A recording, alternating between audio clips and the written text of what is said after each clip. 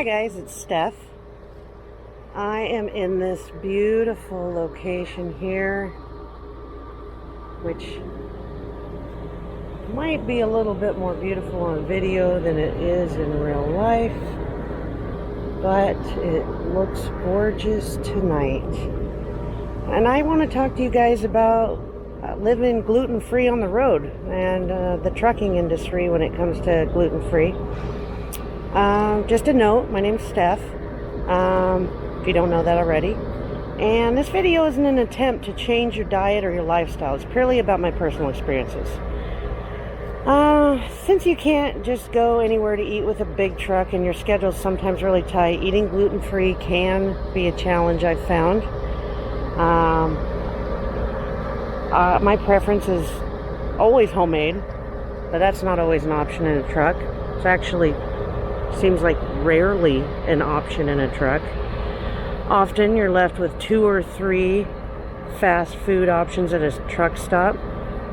And many fast food locations at truck stops don't serve the restaurant's full menu, and or the staff aren't familiar with gluten-free options or prep.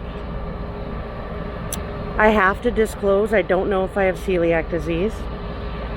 I stopped eating gluten 8+ years ago due to some studying on the subject I'd been doing.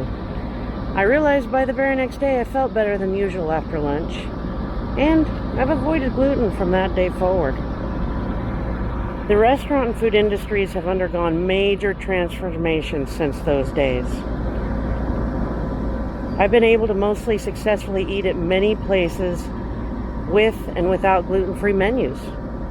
That being said, sometimes cross-contamination occurs without me knowing. I'm sure of it.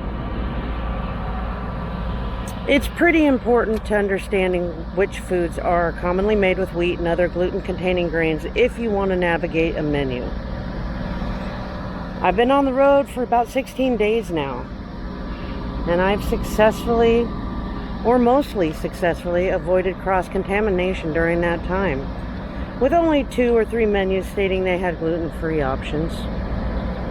I did get glutened really bad at a Mexican restaurant in Wildwood, but everything else has been questionable or fine.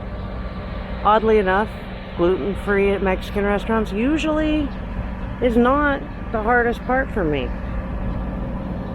I'm finding that it's pretty hard to get gluten-free food on this side of the country. Most of the people I speak with don't have any education on food allergens from what I've noticed.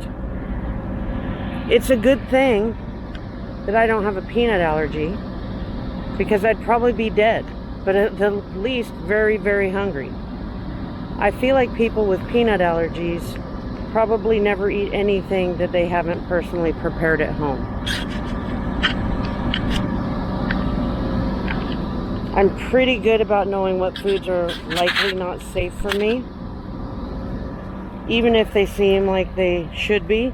However, I've relied for a few years on good menu details and educated staff, and that seems like maybe it's a West Coast thing now. I've eaten a lot of burgers without buns in plastic containers. Most of these food places don't even offer baked or grilled chicken. Salads can usually be modified to be safe for me, but aren't available in a lot of truck stop restaurants.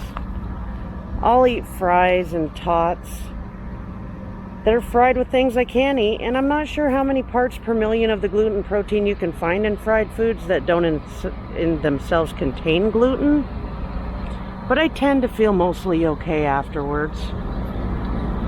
Breakfast foods are usually a much better bet than other traditional meal foods, as are Asian offerings, and as I said before, normally Mexican food is somewhat easier to navigate. I've been told that prior to COVID, there were a lot more real restaurants at truck stops. So hopefully in the future, there are a lot more options. Not only for myself, but also for those truckers who have a desire to eat cleaner. I'll keep you guys posted if I find anywhere that seems like a really good option out here.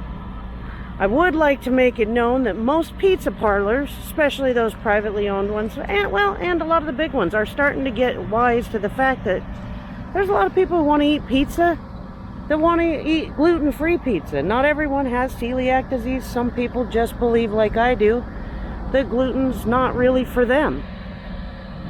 But it's tricky out here. But you know what? I keep learning more. I'll keep trying harder.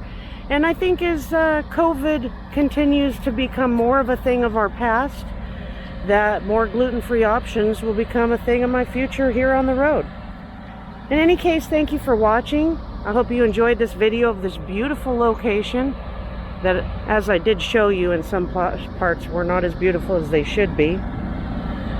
And hopefully if you have any questions about gluten-free eating on the road or just gluten-free eating in general, you'll feel free to ask me. Once again, thanks for watching. This is Steph. Have a great night.